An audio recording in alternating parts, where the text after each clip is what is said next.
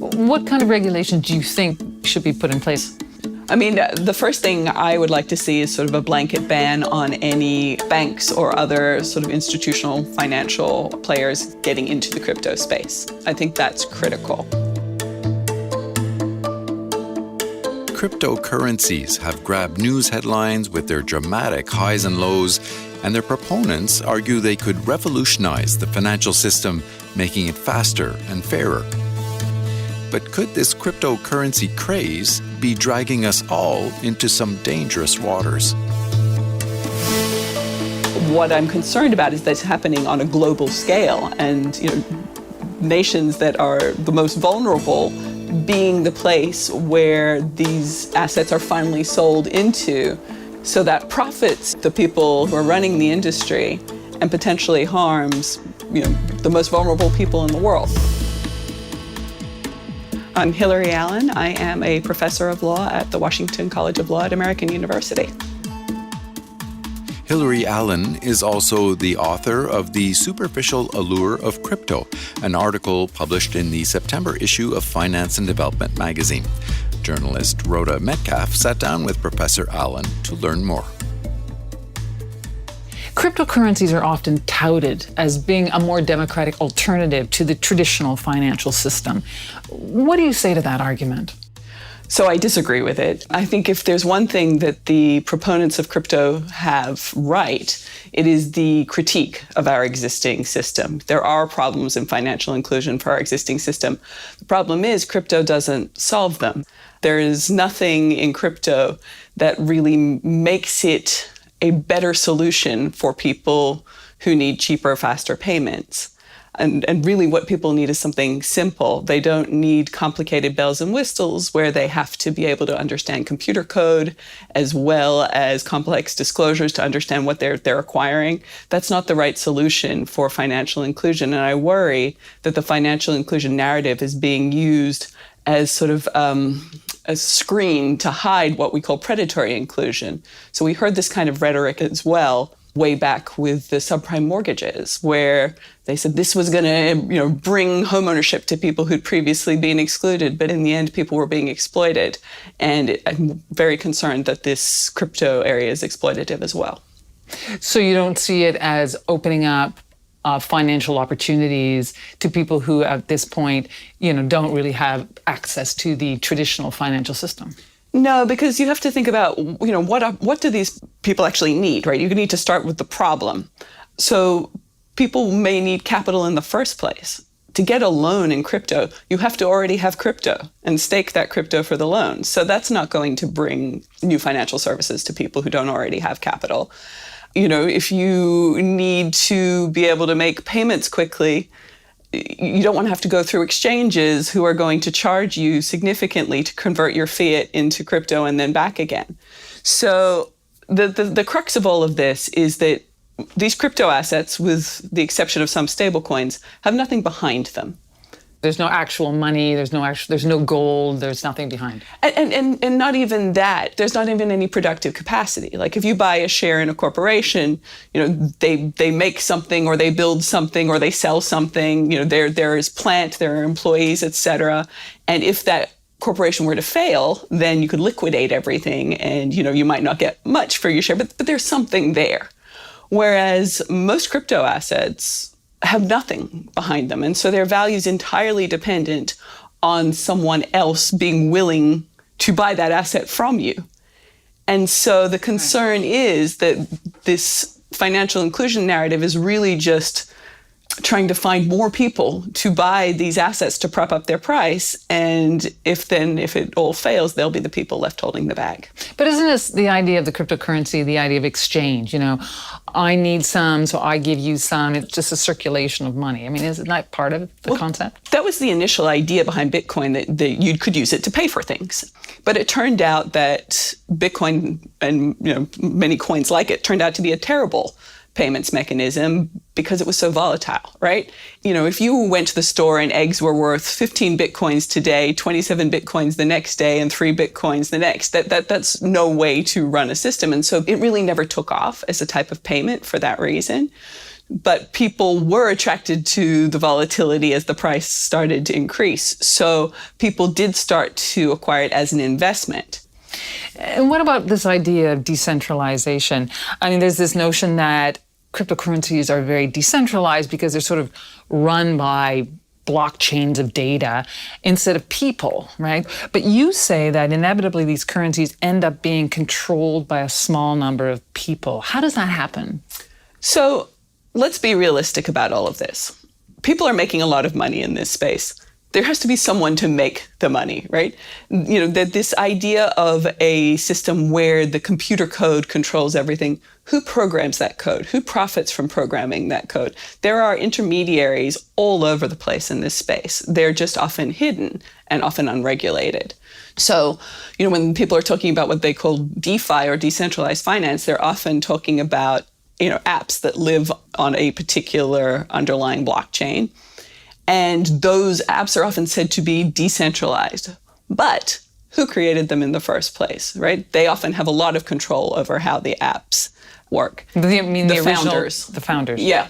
And then sometimes they'll say, well, we've given away governance to all the holders. We'll say we'll issue governance tokens and they'll make the decisions. But you look at the concentration of wealth in this space, and most of the governance tokens are in the hands of the founder or their VC funders, et cetera. Oh, these people they call whales, right? The ones who have a very big block of the currency. Yeah, the crypto whales. So you might think that you are participating in some democratized finance because you own a governance token, but you don't think you can control Apple just because you own a share in Apple. It's the same thing. The big holders are still calling the shots.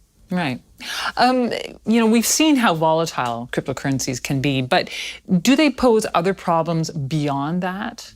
Sure. So the volatility for individuals is what we call like an investor protection or a consumer protection problem. And there are others of those as well. So, for example, there have been so many hacks and scams in this space, and they come in on a daily basis. So, that's an investor protection problem as well. Is that because it's not well protected? Well, it's because... Or it's just the nature of the beast? Well, I think a little bit of column A, a little bit of column B, right? There's not any quality control on the software code for these assets, right? So that makes them vulnerable to hacks in a way that, a lot of traditional finance, banks invest heavily in cybersecurity protections in a way that a lot of these tokens don't. And some of them are outright fraud. Sometimes the founders are the ones stealing from people. So, you can never make software completely safe. And you see that there are still cyber attacks on big banks that invest heavily, but the degree is different. And are there other concerns that you have with the sort of fundamentals of it? Yeah, sure. I mean, if we get beyond the investor protection concerns, there are concerns about cybercrime. So ransomware attacks have sort of grown up with the growth of crypto. Basically, I think that it's a symbiotic relationship. There are environmental concerns. For example, the process of validating Bitcoin transactions, which is known as mining, uses as much energy as the entire country of the Philippines or the Netherlands. And then there's, my particular area of expertise is I do financial stability regulation, which is like, are these things going to blow up into a financial crisis that hurt not just the people who've invested in them, but people who have never paid any attention to them and never invested in them? And so the point I made about subprime mortgages before, the analogy there, I think is very relevant. Those were predatory inclusion that hurt the individuals who had the mortgages, but they were also incorporated into the broader financial system in a way that hurt all of us. Right. And so I think the most critical thing is to keep crypto out of the traditional financial system, because that would be a channel for it to harm not just the investors, but all of the people in our society. Because of its destabilizing potential. Yeah, so financial systems become more fragile when they're more rigid, when they lose flexibility. And when you have these self-executing smart contracts that don't leave much room for intervention, things become more rigid.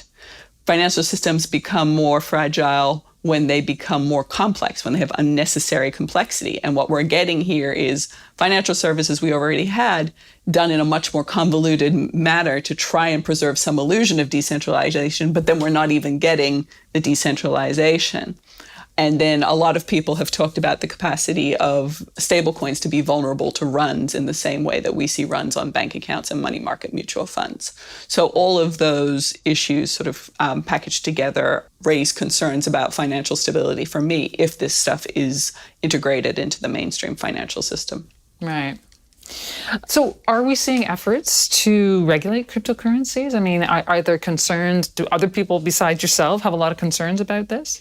So there are definitely efforts to regulate cryptocurrency coming, and the crypto industry is lobbying very heavily for certain kinds of regulation. And there's a Bloomberg report that came out a few months ago that said that the amount of money spent lobbying by crypto industry has eclipsed the defense industry. So there's a lot of money and attention going into Washington on this.